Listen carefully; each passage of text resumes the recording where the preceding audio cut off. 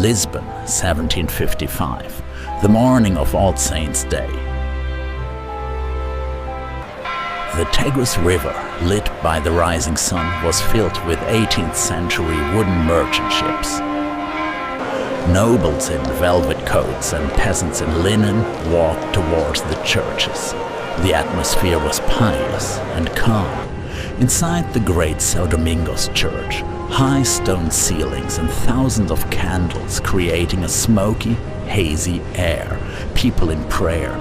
Suddenly, a slight tremor, melted wax spills, silver chalices begin to rattle, dust starts falling from above.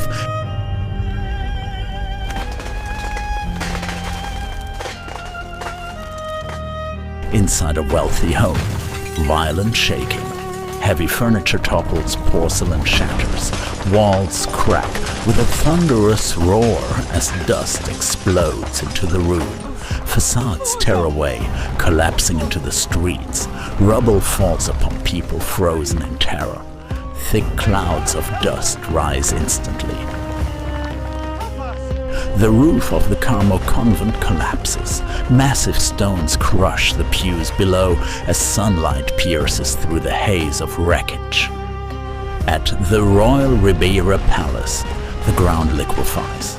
Part of the palace slides into the Tagus. Great fissures open in the earth, water splashing everywhere.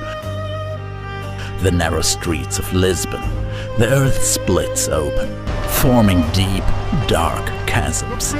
Buildings on both sides crumble into the alleyways. Inside a suffocating cloud of white lime dust, visibility zero. People stumbling through the mist like ghostly figures. Toppled church candles ignite dry wooden beams. Small flames grow rapidly into an inferno. Smoke begins to swirl. The ruined city, hundreds of separate fires merge into one massive blaze. Columns of black smoke blot out the sun. Violent winds fan the flames. The heat vibrates the air. The wooden skeletons of the city are burning.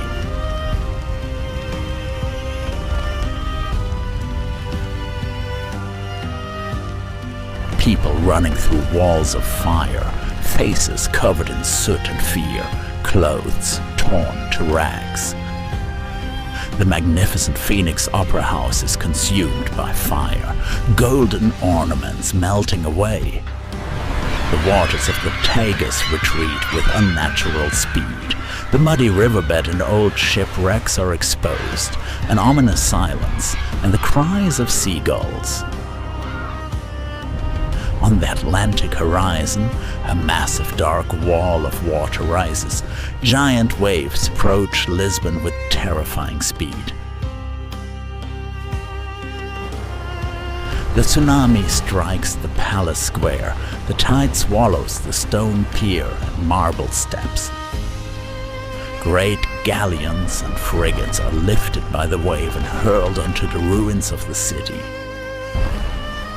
Violent, murky waters flood the streets, dragging debris, furniture, and barrels. The water reaches the second floors.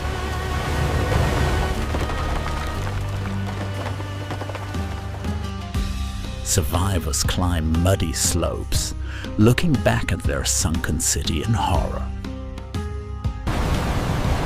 As the tsunami retreats, it leaves behind a thick layer of mud and ships stranded in the streets. Total destruction.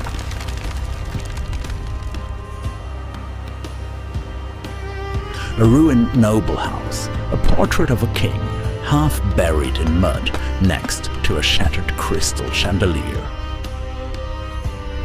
The skeleton of the Carmel convent stands against a grey, smoky sky. Nightfall.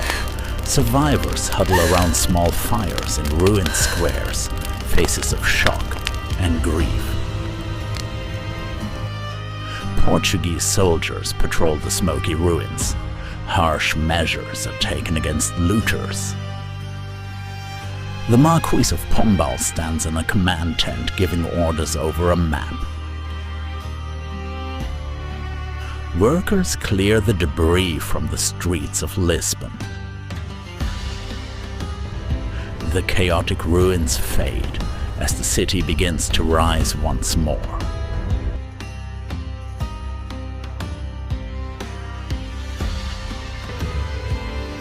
A beautiful sunset over the rebuilt Lisbon, and the calm waters of the Tagus